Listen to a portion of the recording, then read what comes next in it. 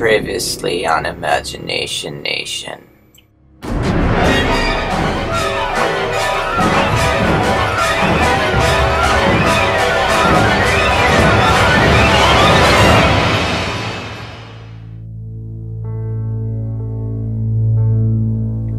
Chris Mortensen here.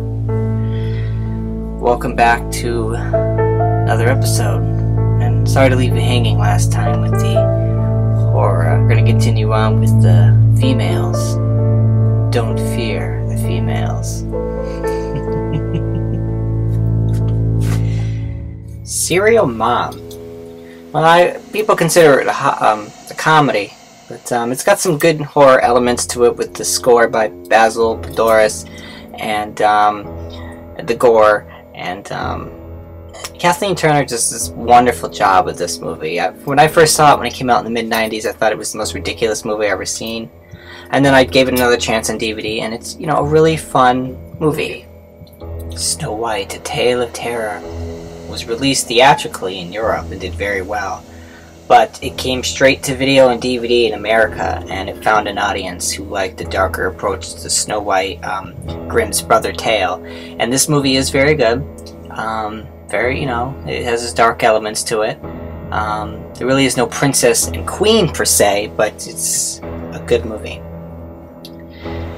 A star, a legend, a mother, the illusion of perfection, perfect logo for this movie. Watching this over and over and researching it, I really figured out, this really it does have a horror element to this movie, even though it's a drama. But Joan Crawford, crazy woman, and Faye Dunaway plays it perfect. And that famous hangar scene is perfect. Carrie, I connect with this movie so much because being picked on in high school, I really connect with Sissy Spacek's character of Carrie.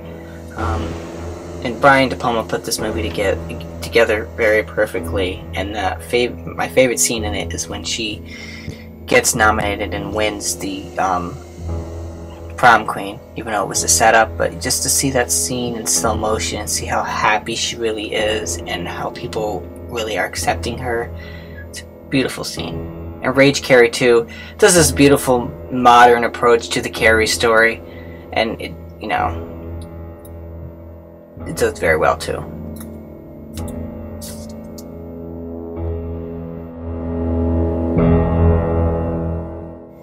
Hush Hush Sweet Charlotte, kind of like the sequel to Whatever Happened to Baby Jane. Joan Crawford, amazingly enough, was going to be in this one, and she was battling sickness. But this movie does have some good suspense themes, and I just love how, once again, all these horror movies back in the early 60s were still filmed in black and white to give a different quality, because a lot of movies were in color. But this movie has, probably the last of the good, early horror movies, classics, Alice Sweet Alice, yes. Brooke Shields' first movie. It's also known as Communion or Holy Terror. Yeah. There's a really good knife effects in this movie. With an aunt getting attacked with a knife. It's no horror music. It's just the perfect, something's going to happen. And it's the good movie. Sisters. What another movie that was compared to Psycho. It seemed like every movie Brian De Palma did, they always try to compare it to Psycho. This one has some really good, it really does keep you waiting for this. It's a long introduction to get to a really good horror scene. But the first murder is just so cleverly put together with that split screen thing Brian De Palma does. Whatever Happened to Baby Jane? Great classic movie. Everyone should see this movie. See how real women go mad and crazy. Especially, these two ladies clashed so much, Bette Davis and Joan Crawford.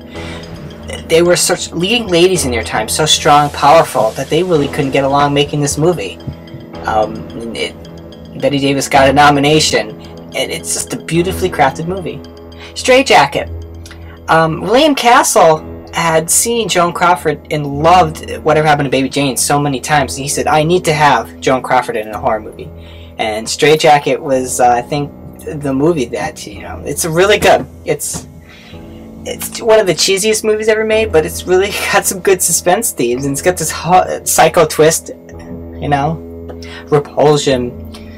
Roman Polanski's first English-speaking film here. It's very filmed, very psychologically dark, and you just kind of like don't understand where it's going. Got some really good suspense themes in it, and I think it was banned in England, but good movie.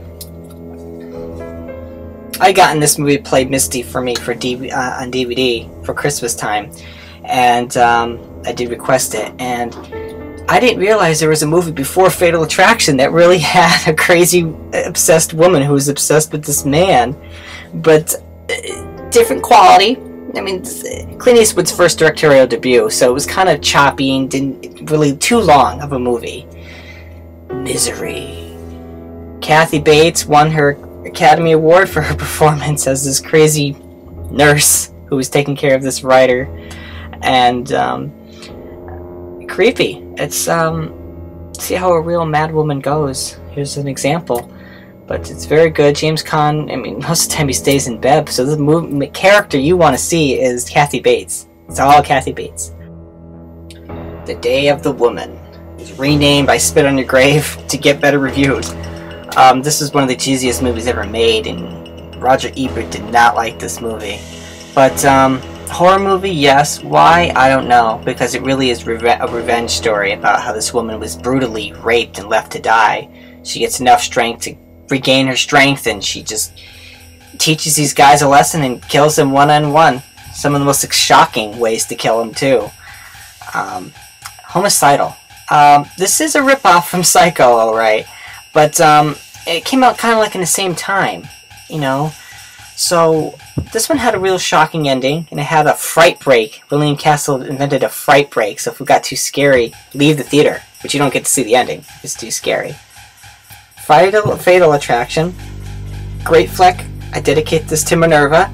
This is a great movie. Glenn Close just plays this sad, sick individual who just will not leave Michael Douglas alone.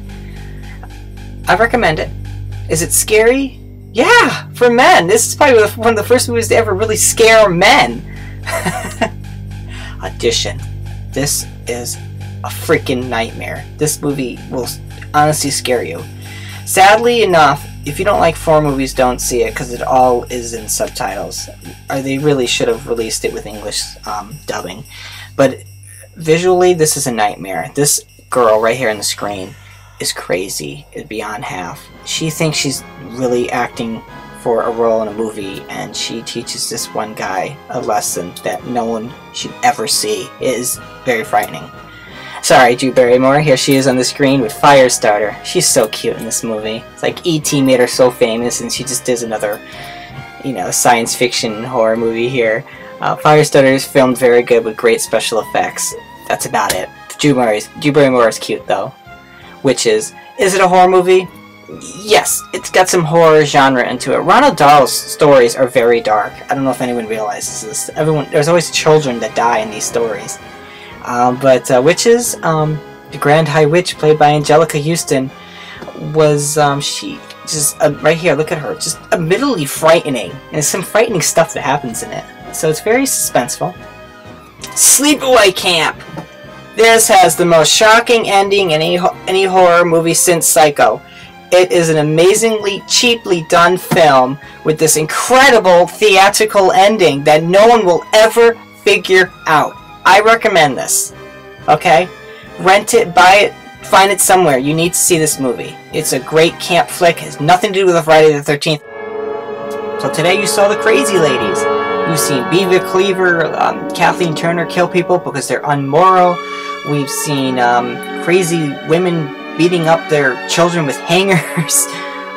We've seen evil witches, you know, trying to kill children and their stepdaughters because they're jealous or because they don't like children. There's a lot of crazy women out there. We've seen even crazy women stalk men and, you know, kill whatever gets in their way. It's crazy. Women are crazy. So are the men.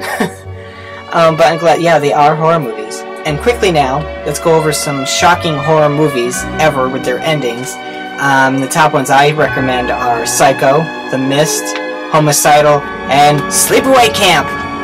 Have a great 4th of July. Peace. See you next week.